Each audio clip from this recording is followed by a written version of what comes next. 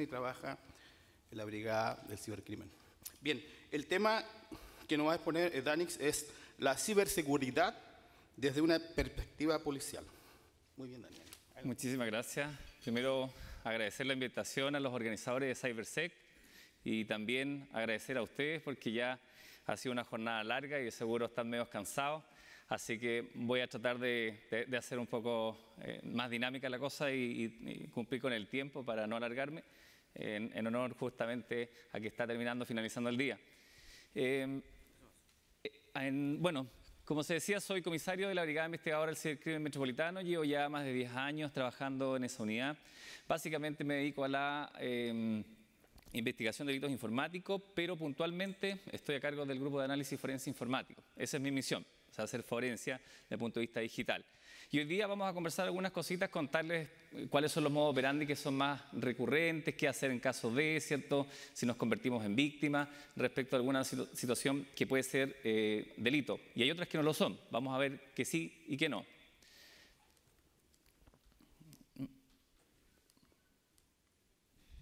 Ups. Sé que no.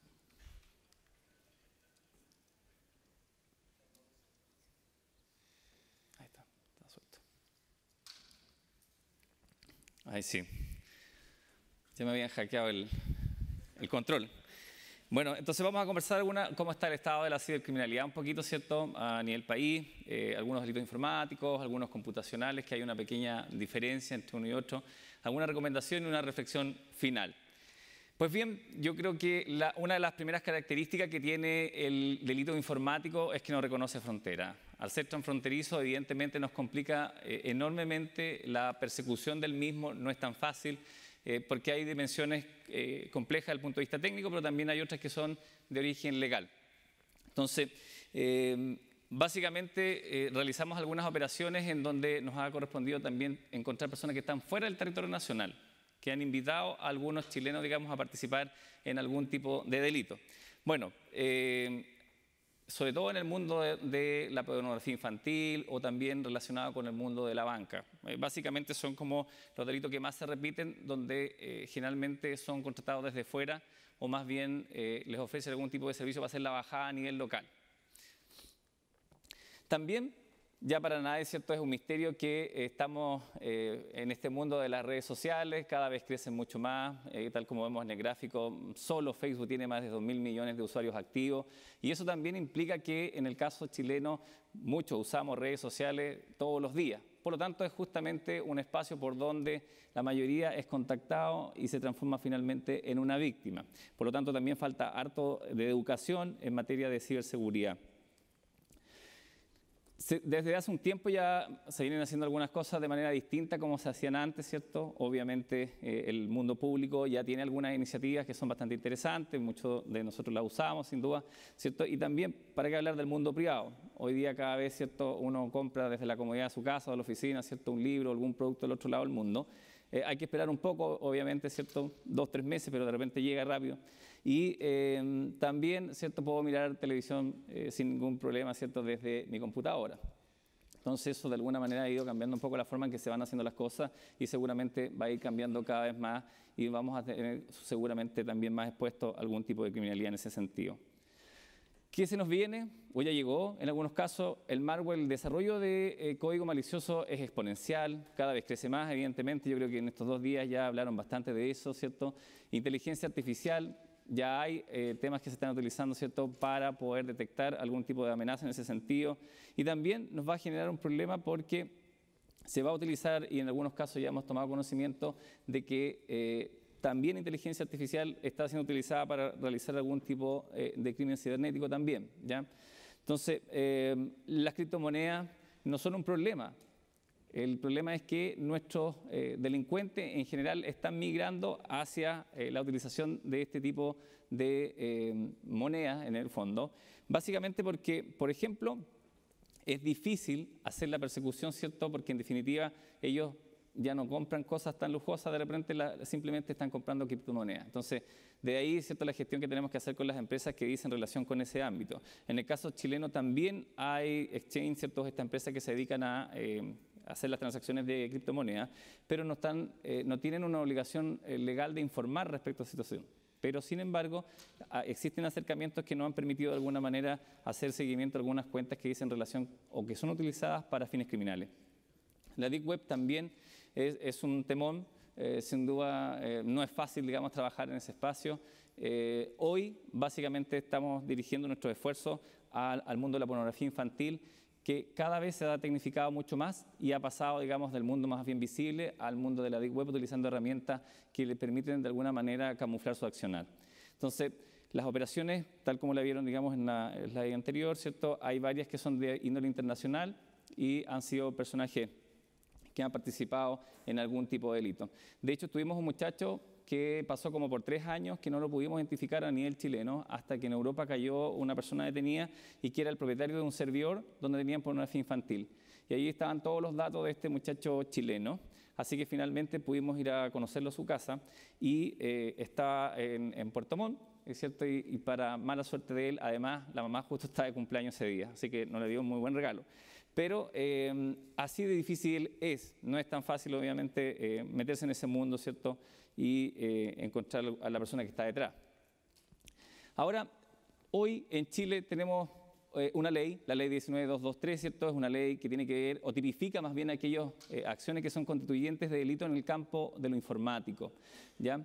Esa ley es del año 93, muchos de aquí ya saben que es bastante antigua, así que pronto yo pienso que ya va a aparecer su modificación. Es uno de los esfuerzos que se está haciendo a nivel de Estado para efectos de poder actualizar la normativa en este aspecto.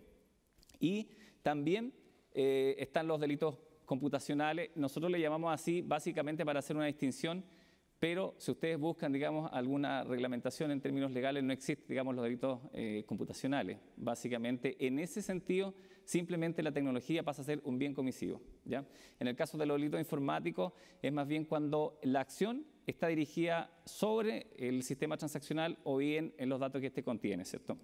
Entonces, algunas figuras o algunas diligencias que se han realizado en ese sentido, bajo la ley 19223, tienen que ver, por ejemplo, cuando se desfacean un sitio web, por ejemplo, es muy típico. El scrapping no es delito, recién lo mencionaron, entonces, pero me parece interesante hacer la acotación desde el punto de vista legal, porque si yo tengo la página técnicamente disponible para hacer bajada, digamos, masiva de información, no podría denunciar esa situación. Por último, le colocaré un captcha, no sé, o algo para que o alguna acción anti-descarga masiva. Pero el desfaciar ciertos sitios web, evidentemente, hoy constituye una modificación a un sistema transaccional, por lo tanto, se constituye un delito. La apropiación de información, esto es muy típico, ¿cierto? Que la persona trabaja en alguna entidad, empresa, institución, etcétera, y cuando es desvinculado se lleva la base de datos. Entonces dicen, bueno, y lo demandan por eso, ¿cierto? Entonces la persona dice, no, yo no me llevaba la base de datos. Yo solamente tengo, digamos, un Excel. Y en el Excel tiene toda la información de la base de datos. Bueno, sí, efectivamente terminan, digamos, haciendo la denuncia respectiva por ese tema. La utilización de botnet también o denegación del servicio. El acceso indebido es bastante recurrente, básicamente porque hay personas que, por ejemplo, son desvinculadas y tenían algún tipo de conexión mediante VPN, ¿cierto? O algún correo electrónico, pero no le cortan los servicios inmediatamente y después, ¿cierto?, hacen la denuncia por esa situación. O bien porque accedió posterior a su desvinculación, ¿cierto?, alguna base de datos desde fuera, ¿ya? También a nivel de correo electrónico hay una regulación, digamos, hay un poquito más desarrollada en ese sentido. ¿Por qué? Porque ha pasado que en algunos casos, ¿cierto?, el propietario de una empresa X dice es @ no sé, cybersec, y por lo tanto, como yo soy dueño de cybersec, en el fondo yo tengo acceso a los correos. Pasó una vez en donde un gerente de una área determinada prestaba servicios paralelos en la competencia, en la empresa de la competencia, en el mismo departamento. Pero no encontró nada más interesante, ¿cierto?, que registrarse en el servicio de puesto interno para que cuando le haga la boleta le llegara ese correo, pero era el correo de la empresa donde él trabajaba actualmente. Entonces, que alguien por ahí, algún informático, estaba mirando esa acción y dijo, oye, aquí le voy a avisar al gerente porque esto está mal. Entonces, inmediatamente los desvinculan. Pues bien, el hombre dijo, bueno, ¿qué hago aquí? Porque me acaban de desvincular y no le van a pagar ningún año de servicio. Entonces, pues bien, fue al otro lado, se consiguió un abogado que conocía el tema y hizo la denuncia por acceso indebido a su cuenta de correo.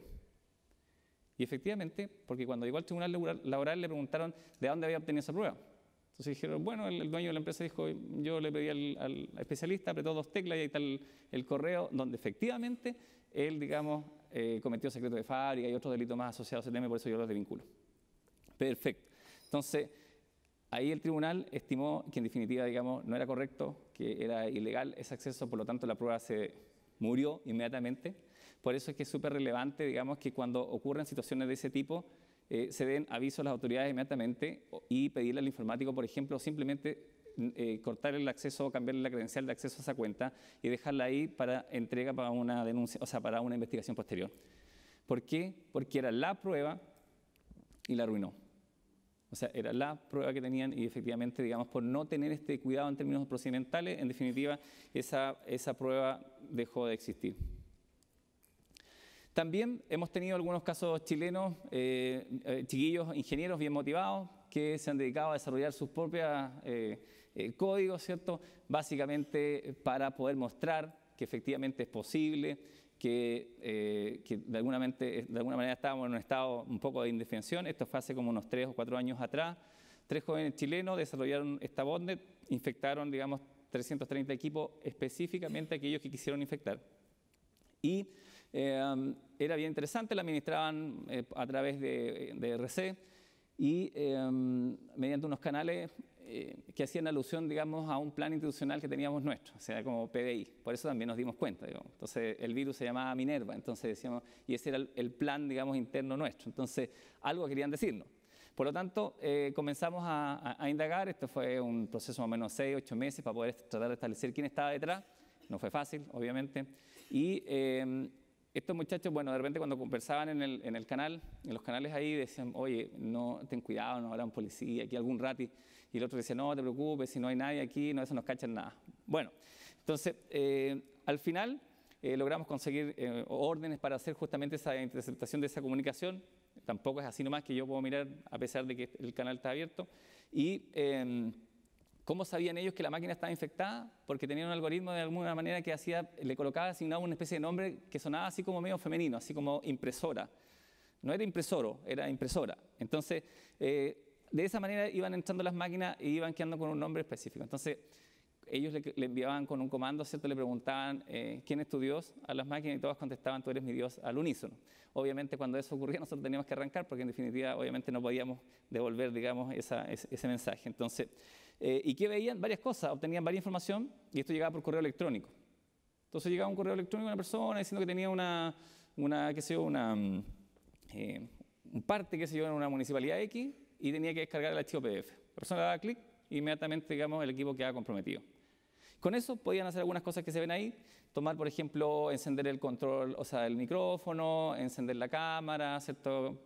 Grabarlo, sacar información, movían la información de un lado a otro, después la borraban, ¿cierto? Como una técnica antiforense, etc. Entonces, eliminar esos archivos, hacían varias cositas ahí interesantes. Entonces, eso era producto local, en definitiva, y era bastante bueno. Entonces, y todas las empresas donde fuimos, porque fueron empresas específicas, me decían, de hecho uno me dijo por ahí, es imposible, me dijo que me hayan hackeado. No, no es imposible. Entonces le dije, bueno, mira, yo quiero saber de quién es este correo. Entonces dijo, es de mi gerente. Dijo, ¿y cómo lo hackearon? No, yo no lo hackeé. Ando buscando al que lo hackeó. Entonces ahí, digamos, se le cayó el pelo porque en definitiva dijo, oye, pero ¿por dónde entraron? Bueno, eso es lo que queríamos saber. Hasta que finalmente tuvimos el honor de podernos conocer en persona con estos muchachos y los invitamos a nuestra oficina, ¿cierto?, cordialmente para que también conozcan nuestra inmediación. Así que, pero a lo que voy es que es fácil, o sea, no es que sea fácil de hacer, pero en definitiva es posible hacerlo también a nivel local, ¿ya? Entonces, y además los chiquillos tenían acceso a información de la banca, por lo tanto, el mensaje que te llegaba a tu correo electrónico era muy personalizado, y por lo tanto, pocas dudas cabía de que efectivamente estaba dirigido a ti. De repente hay mensajes que te llegan que están escritos en buenas tardes, qué sé yo, doctora, no sé qué. Entonces uno sabe que no es chileno, digamos. Pero en general, este sí estaba muy bien armado. Otra cosa que la ley de delito informático no tipifica son el daño, ¿cierto? O sea, por ejemplo, alguna vez nos ha pasado, y por eso lo coloco aquí, porque hay personas que de repente llegan a hacer una denuncia porque dice que de alguna manera sufrió un daño a un servidor o a un computador que era más o menos importante, y porque se cayó, porque lo quebraron a propósito, porque se enojó la persona cuando lo desvincularon, etc. Bueno, el delito de daño O sea, no es parte, digamos, del delito informático. Simplemente un delito de daño como cualquier cosa, como que yo rompa una mesa, una silla, un auto, no sé, es simplemente un delito de daño. Ya no está contemplado la figura, digamos, en este sentido desde el punto de vista informático, porque se entiende que en el caso informático es más bien un intangible, digamos, o sea, el destruir, digamos, la caja, a pesar de que dentro de eso a lo mejor hay información, no tiene, digamos, o no está configurado dentro de la ley de delitos informáticos. También los delitos computacionales, entonces, ya dijimos, estos son más bien cuando yo utilizo la tecnología como medio de comisión para poder dar cumplimiento a este propósito, digamos, de delictivo de alguna manera. Entonces, por ejemplo, hay algunos que tienen que ver con la vida privada. Esto es muy típico, que crean algún perfil cuando alguna pareja termina, ¿cierto? Y sobre todo el hombre, ¿eh? Yo pensaba que antes las mujeres las que hacían más cosas. No, no. Después, con mi experiencia que he tenido en estos años, he podido ver que son los hombres son los que más crean perfiles despechados y colocan la foto de la polola, expolola ya, su nombre completo, root, teléfono, el domicilio de su casa, el de la oficina, la sección donde trabaja, los teléfonos, WhatsApp, todo. Y dice que ofrece servicios sexuales.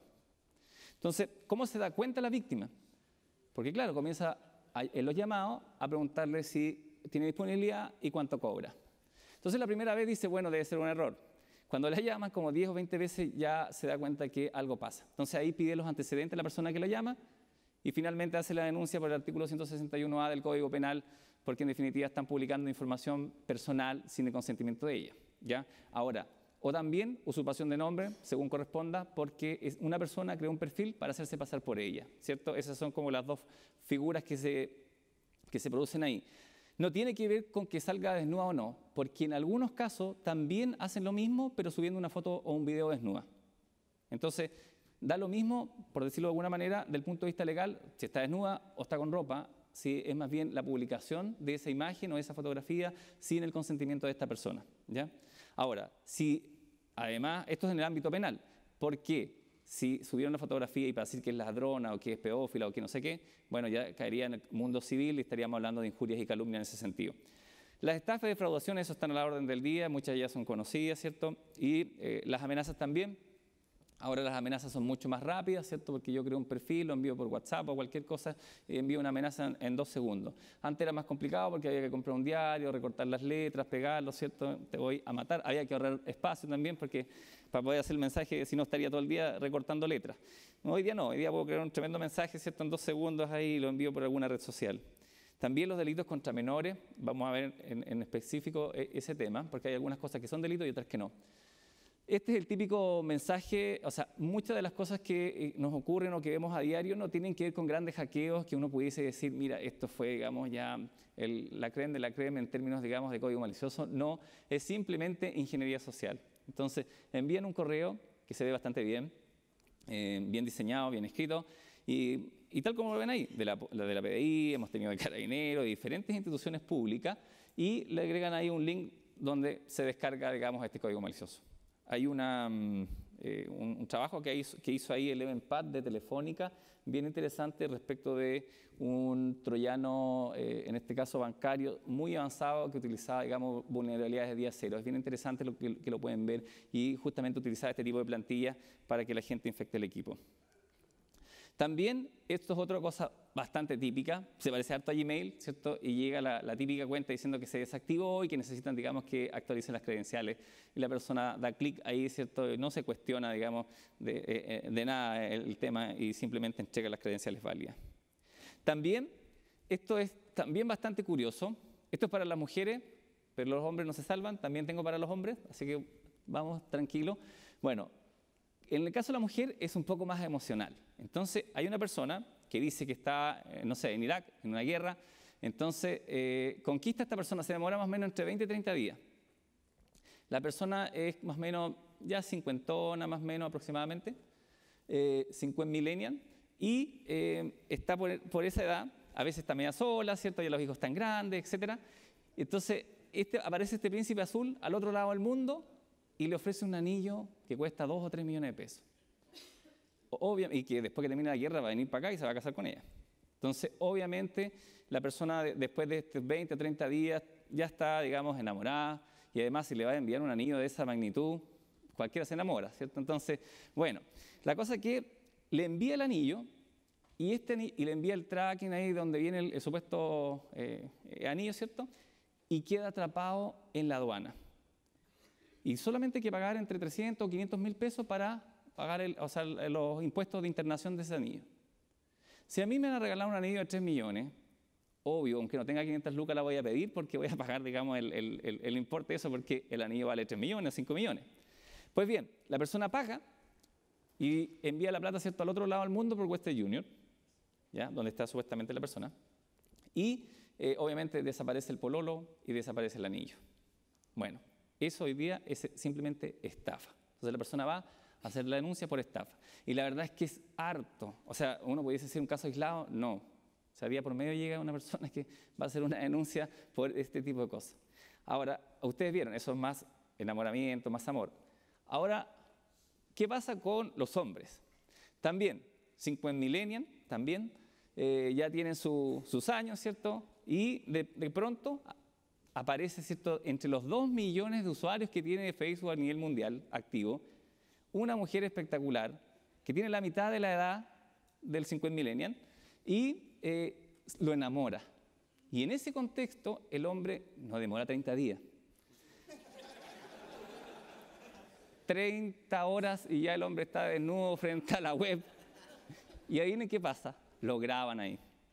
Y después le dicen, bueno, ahora tienes que ponerte, digamos, porque si no yo voy a publicar este video. Hemos tenido casos entre los 3 y los 5 millones de pesos que personas han pagado para que no le publiquen el video. Un día llegó un gerente y me dice, mira, yo no acostumbro a hacer esto, me dijo, yo nunca me había metido. Yo le dije, mire, yo soy policía, no soy sacerdote, no lo voy a criticar por ese tipo de actividad. También está, este es más nuevo, lo del lado, que es como un correo electrónico que te llega, que de hecho lo mencionaba el expositor anterior, que te está llegando, que te dice que te han observado, ¿cierto?, haciendo algún tipo o viendo algún tipo de material pornográfico, y también te exigen el pago, ¿cierto?, de Bitcoin o dólares, etcétera, no sé. Entonces, al final, dólares. Al final, la persona, algunos han terminado pagando. Entonces le digo, pero ¿por qué pagó? Es que yo algún día igual vi pornografía. Entonces le dije, pero si ver pornografía no es delito. Ver pornografía infantil es delito. Algunas personas tienen esa confusión todavía, ¿eh? Así que si el que la tiene aquí, bueno, la vamos a aclarar. Entonces, también la carta nigeriana, que esto es más antiguo que Pepito Pagaolo, ¿no? Pero si todo el mundo sabe que Pepito Pagaolo es falso, o sea, uno va a Paseo Más y todavía siguen, digamos, la gente cayendo, ¿cierto? Entonces uno como que dice que parece que algunas personas nacieron para ser engañadas. Es como, no sé, siguen. Entonces, lo mismo carta nigeriana, le decimos que es falso, que es falso, que es falso. Un día llegó un niño, estudiante de Derecho, y me dice, mira, vengo a hacer una consulta porque yo compré un sistema operativo Windows con tarjeta Mastercard y me acaba de llegar un correo que me gané $1 millón. Y yo le dije, mira, la verdad es que empezamos a ver, todos los correos eran falsos, todo, le expliqué todo el tema. Pero me dijo, ¿estáis seguros que no es verdadero? Entonces, bueno, cosas de esa naturaleza nos ocurren. Y tuvimos un caso en particular de un señor de una isla muy bonita de este país.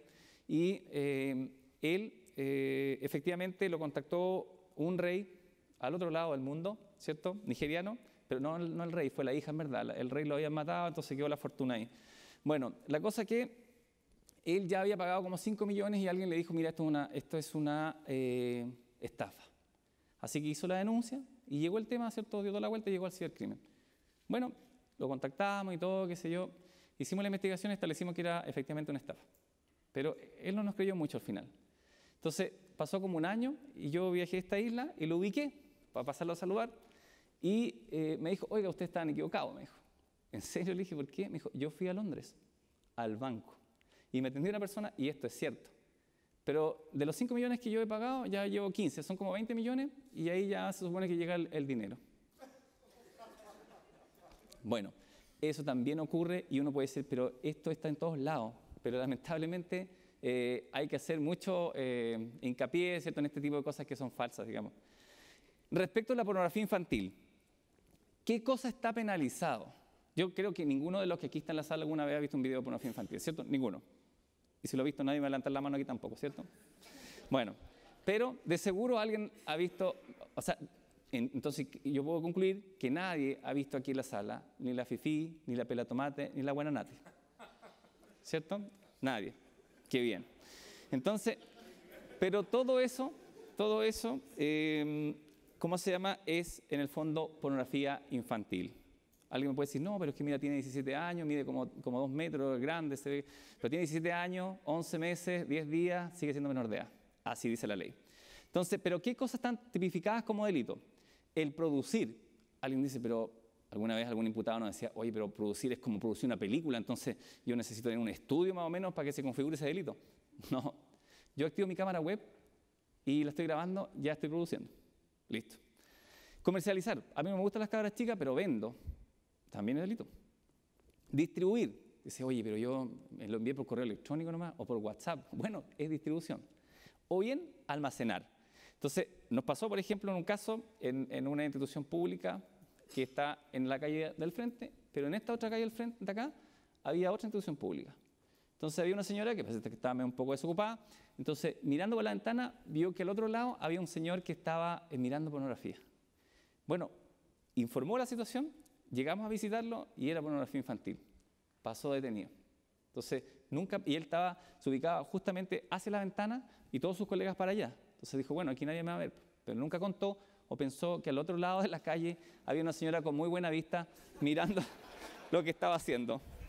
Pero bien por ella, bien por ella. Lo que no está tipificado como delito es el hentai y el morphing. El hentai, bueno, es una animación japonesa, pero cuando hablan de temas de incesto, entre mamá y eso, ¿por qué? Porque en definitiva, o la creación tridimensional de personas que simulan tener relaciones sexuales, tampoco está tipificado como delito porque en definitiva no son personas, no son sujetos de derecho. Entonces, en definitiva, tenemos ahí un tema. Pero cuando encontramos alguna de estas cosas en algún domicilio, ya sabemos, digamos, para dónde va la persona. No digo que todos los que vean hentai, digamos, sean pedófilos ni nada por el estilo, pero tienen alguna relación. Operaciones internacionales y nacionales hemos realizado varias, ¿cierto? En conjunto con policías de toda Latinoamérica, algunas han sido con el FBI, otras con España, básicamente porque las redes operan de este tipo a nivel internacional, ¿ya? O sea, no son personas aisladas, qué sé yo, que están trabajando, sino y cada vez se van tecnificando aún más, y lo que nos complica también aún más el proceso investigativo. Por eso que es importante cuidar a los niños. Entonces, y está el abuso sexual impropio. ¿Y cuál es ese? Yo, adulto, me conecto con una niña que es menor de edad y hablo de sexo con ella. No le ha tocado. Abuso sexual impropio. Entonces tampoco puedo decirle cosas que tengan que ver con sexualidad porque también estaría a lo mejor cometiendo, o sea, no a lo mejor, estoy cometiendo un delito. La persona la denuncia y la persona puede pasar detenida. Y obviamente tenemos también la complicación de que hoy día en general los niñas y niños están un poquito más expuestos, suben imágenes más sugerentes, y en esta cosa de buscar pertenecer o reconocimiento, ¿cierto? De pronto se les pasa un poquito la mano porque también suben fotografías un poquito más sugerentes. Por eso que ahí los papás también tienen que estar atentos y que no pase como nos ocurrió un día que llegó un señor que me dice, vengo a denunciar porque mi hija tuvo un problema en una página web. O sea, en internet, me dice. Entonces le dije, ¿en qué página? Y le dice, hija, ¿en qué página? En Facebook. Eso, en Facebook. Entonces yo le dije a papá, cerca de los 50 millennials, yo le pregunto, ¿pero usted no sabe que existe Facebook? No sabe que, no sé. Y no era una persona que yo diga analfabeta ni nada, ¿no? Una persona relativamente joven, pero que no sabía que existía más o menos Facebook. Entonces, por eso es importante que también sepamos, digamos, que existen las redes sociales y que en definitiva tenemos que, no separar a los niños de tecnología, pero sí informarles que hay personas al otro lado que a veces no tienen muy buenas intenciones. Lo que se conoce como grooming, el modo operandi básicamente es cuando un hombre o una mujer adulto se crea un perfil de niño haciéndose pasar por ¿cierto? Para conquistar ya sea a un menor, ya sea niña o niño, ¿ya? ¿Y qué hace? Una vez que ya lo enamora, porque supone que el perfil tiene la misma edad que él, le pide algún tipo de fotografía o video desnudo para después extorsionarlo y pedirle más imágenes y video, y con eso, digamos, incluso en algunos casos pedirle que se reúnan en algún lugar, y en algunos casos más tristes hemos tenido también personas que han terminado, niños que han terminado abusados sexualmente, físicamente, ¿ya? Por eso que es importante estar siempre atentos en ese sentido. Algunas recomendaciones. Por ejemplo, si les roban los equipos, ideal es que cuando hagan la denuncia lleven la MAC-Adre. Eso es ideal, digamos. ¿Por qué? Porque con eso podemos a lo mejor hacer las consultas respectivas para poder hacer el seguimiento a ese equipo que fue robado. También en el caso de amenaza, si alguien recibe una amenaza por WhatsApp, ideal es que guarde los datos, guarde ese mensaje. Hay personas que llegan a hacer la denuncia y uno le pregunta qué pasó con el mensaje y me dice lo borré. ¿Pero por qué lo borró? Porque me dio miedo. Entonces, claro, no tengo un número de teléfono, no tengo un perfil, no tengo nada, digamos, que investigar. Entonces, a veces hay que someterlo a un proceso forense y eso a veces no siempre, digamos, entrega la información que yo necesito. También recomendable es usar algún tipo de programa de control parental para poder saber qué hacen los niños, ¿cierto?, en Internet. Ahora, también hay que administrarlo de manera adecuada, porque tampoco yo puedo decir, mira lo que te pillé, ¿cierto?, tiene 15 años y estás viendo pornografía. No, o sea, también hay que usar la psicología ahí en ese sentido, porque en definitiva, si no, el niño se te va a cerrar como una ostra. Y además, siempre los niños tienen más de un perfil. Uno para los papás de la familia y otros, uno o dos más, digamos, para amigas y amigos de cualquier parte del mundo, ¿cierto? O sea, todos los que trabajan a lo mejor en el mundo de la investigación más tecnológica, los hackers, tienen más de un perfil, ¿cierto? Es difícil que vamos a tener un puro perfil y vamos a trabajar con el verdadero, ¿cierto? Entonces, los niños, digamos, ya están más avanzados en ese sentido y tienen más de un perfil, hacen OSINT todo el rato. También pedirles que si hay un perfil que ustedes van a denunciar, ideal es que lleven la URL, lo que está en azul. Porque a veces me dicen, mira, está el nombre y una foto, pero el nombre y la foto cambia todo el rato. La única posibilidad cierta que yo tengo que consultarle a Facebook es justamente a través de la URL. Misma situación para Instagram o cualquier otro tipo de red social.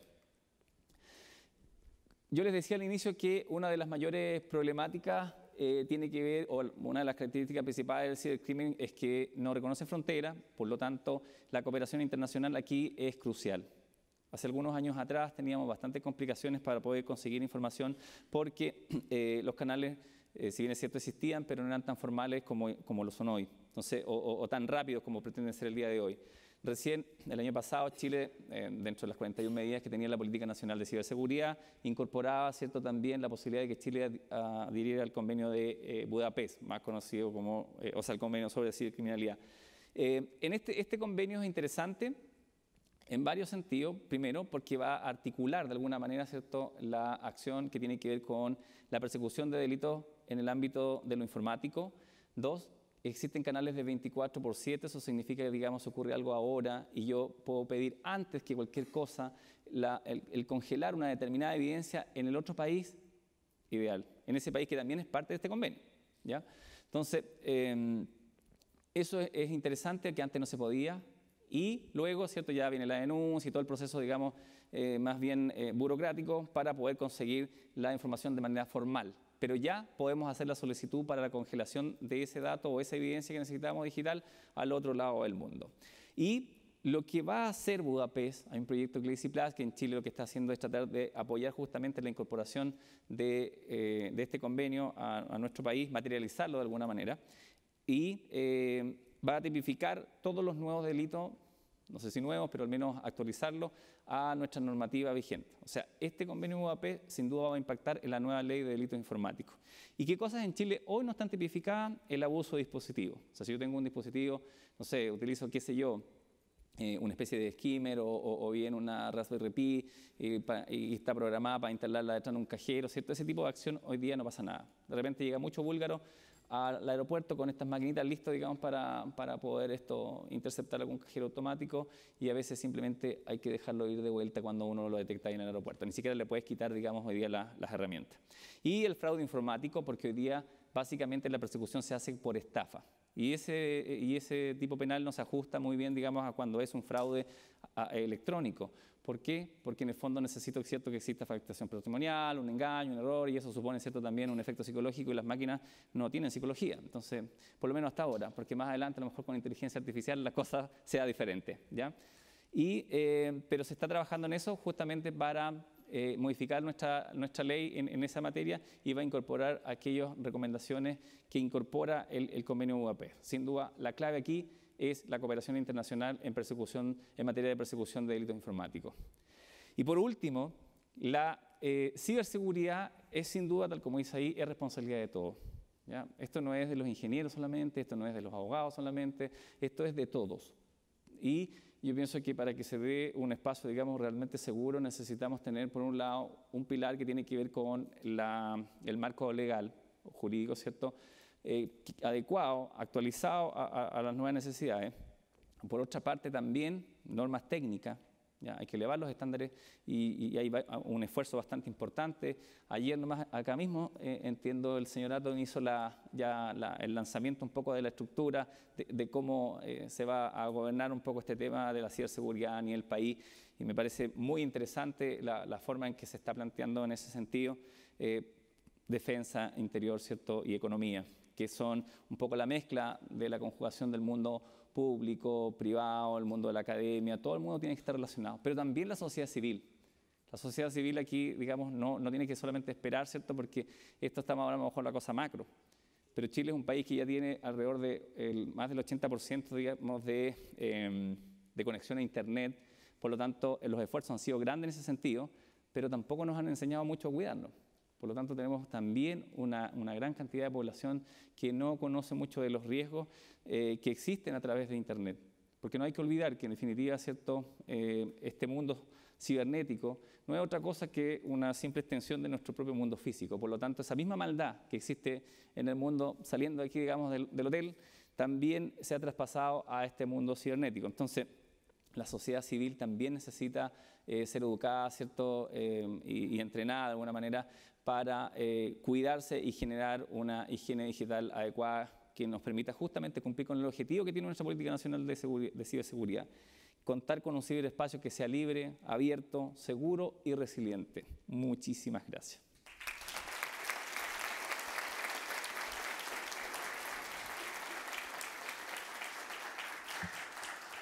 Muy bien, se abre entonces el espacio para preguntas.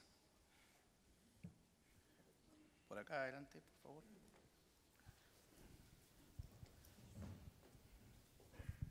Hola, buen día. Mi mamá fue rectora de un colegio y el problema que tiene entre los chicos es que se mandan, entre menores, se mandan fotos entre ellos y después los compañeros empiezan a repartir ese pack de fotos que se mandaron entre todo el curso y se arma todo la bola de nieve.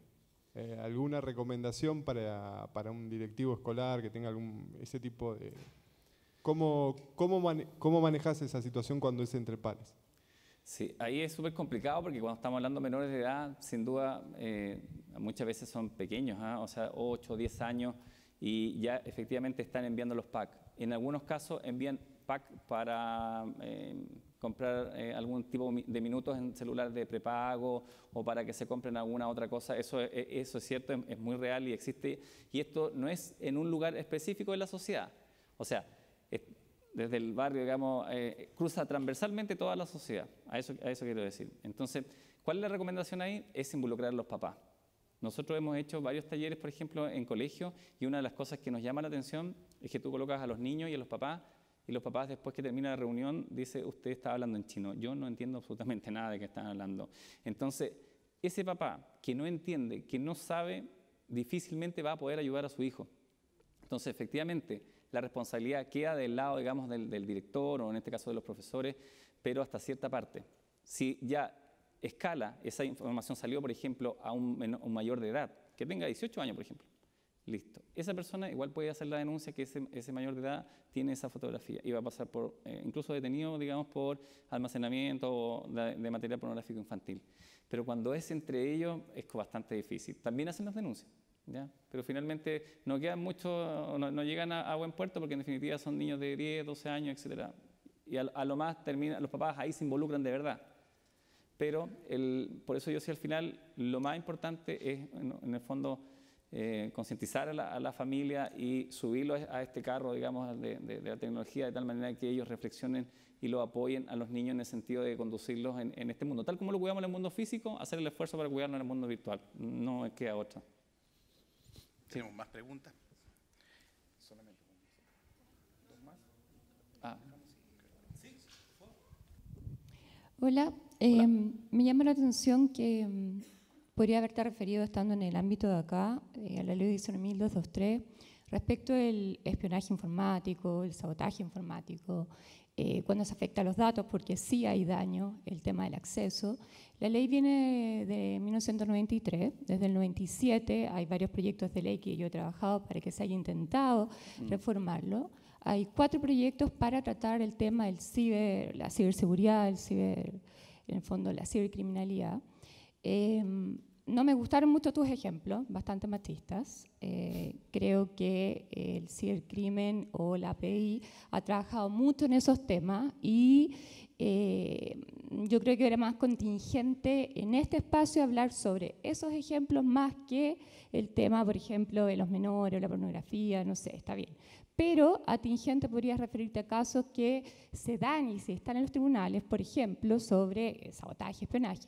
De hecho, yo el año 97-98 hice una encuesta en tribunales, en la época de los juzgados penales, yo soy abogado, en que los delitos informáticos ni siquiera estaban dentro de las encuestas de los tribunales, porque los juzgados penales ni siquiera tenían los jueces computadores, o sea, ni siquiera sabían lo que era un delito informático. Entonces, hoy día existen estadísticas respecto a los delitos informáticos. El problema es que las fiscalías hoy día tampoco tienen separado, en el fondo, cuáles son delitos o no informáticos, los están mezclados en el fondo, si es que están de la ley 19.223 o no. Entonces, si pudieras referirte un poquito más respecto de la ley 19.223, porque a pesar que tú dices que son cuatro en el fondo figuras, sí se las han arreglado para que tenga aplicación práctica a través de, sin perjuicio que en materia penal hay una tipificación estricta, ha tenido una aplicación hoy día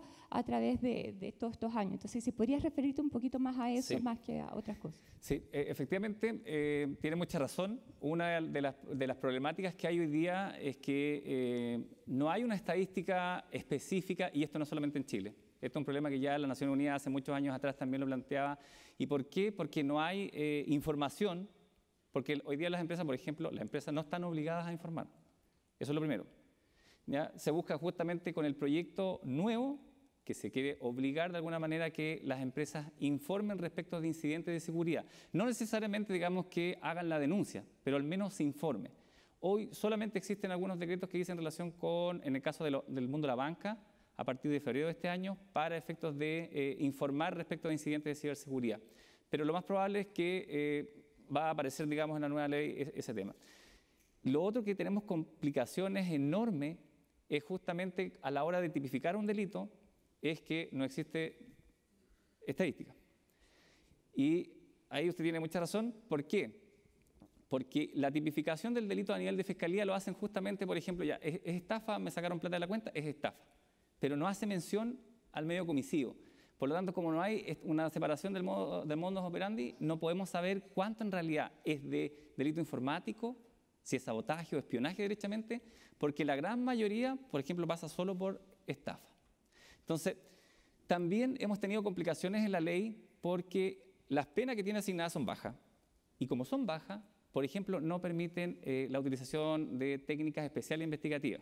O sea, yo no podría utilizar, por ejemplo, un exploit, ¿cierto?, o algún tipo de malware para poder infectar a lo mejor un equipo y obtener información del otro lado.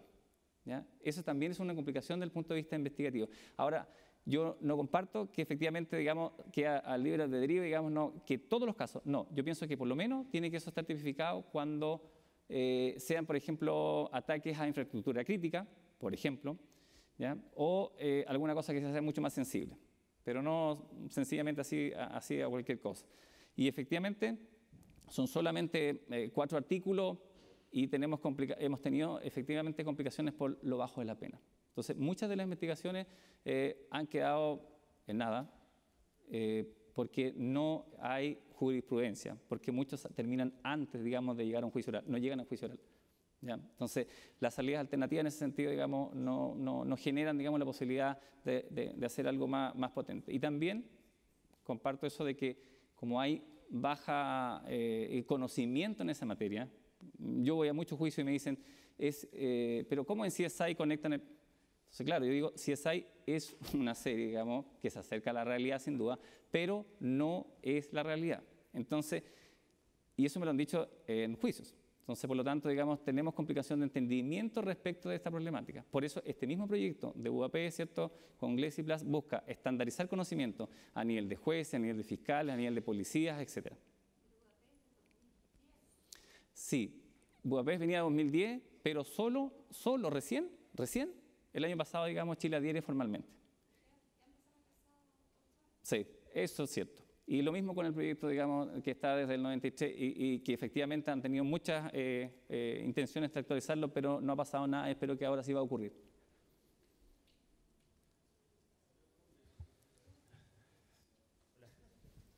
Quítame el micrófono. ¿Aló? Hola. ¿Sí?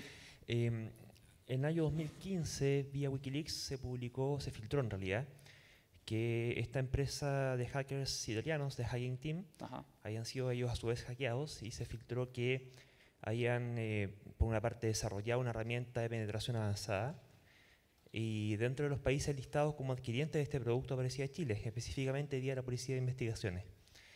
Una herramienta como esa es bastante delicada porque al permitir el acceso remoto a los dispositivos que se están intentando pesquisar, rompe la cadena de custodia, porque una vez troyanizado el dispositivo, no hay cómo distinguir entre aquella información que efectivamente tenía el eventual delincuente versus la que perfectamente pudiera haber sido sembrada por algún funcionario, ¿cierto? Entonces, mi duda abarca dos aspectos. Por una parte, ¿qué controles internos tienen ustedes para prevenir, y sobre todo viendo lo que ocurrió con la operación Huracán, por ejemplo, para prevenir que un funcionario utilice de mala manera esta herramienta contra un potencial delincuente mientras está siendo investigado contra un sospechoso? Y segundo, ¿qué controles internos implementan ustedes para prevenir que en su rato ocioso y libre algún funcionario con más tiempo libre de la cuenta, ¿cierto?, lo empiece a utilizar para malos propósitos? Interesante pregunta.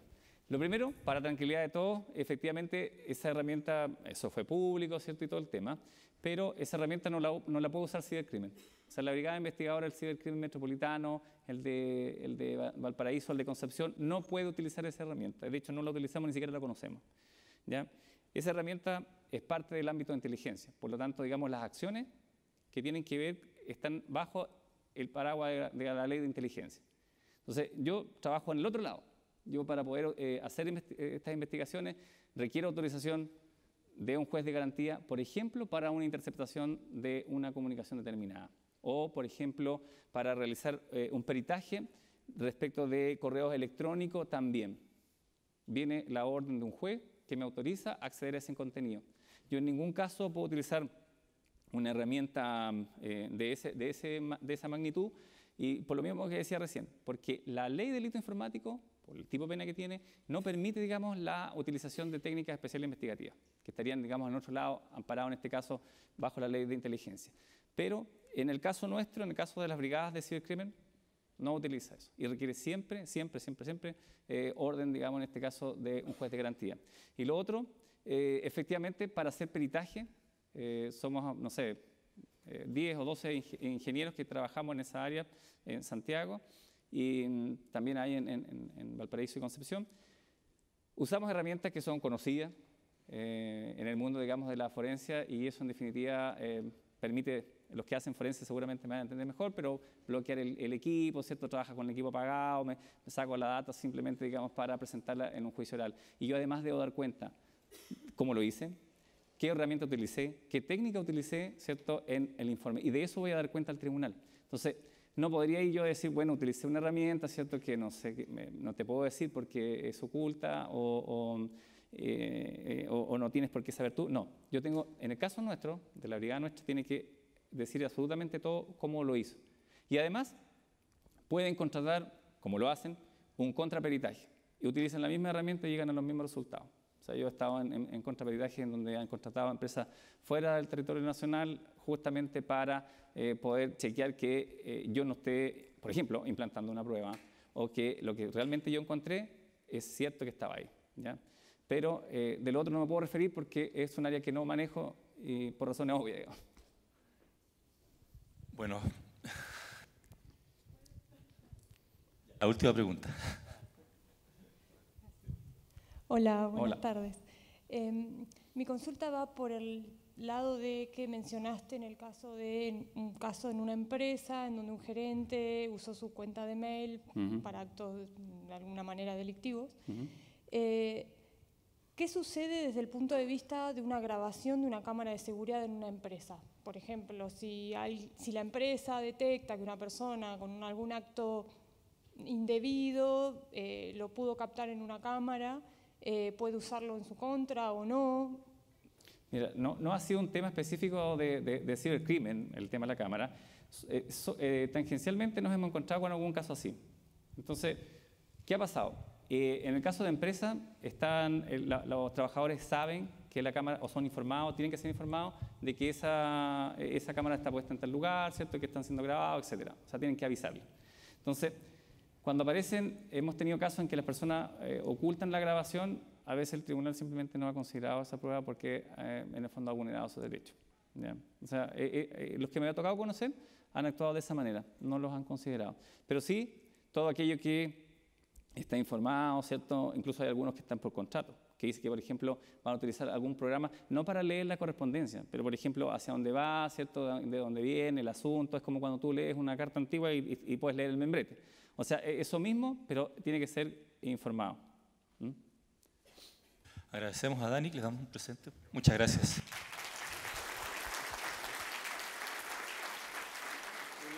Muchas gracias, Cristian. Felicitaciones. Muchas gracias.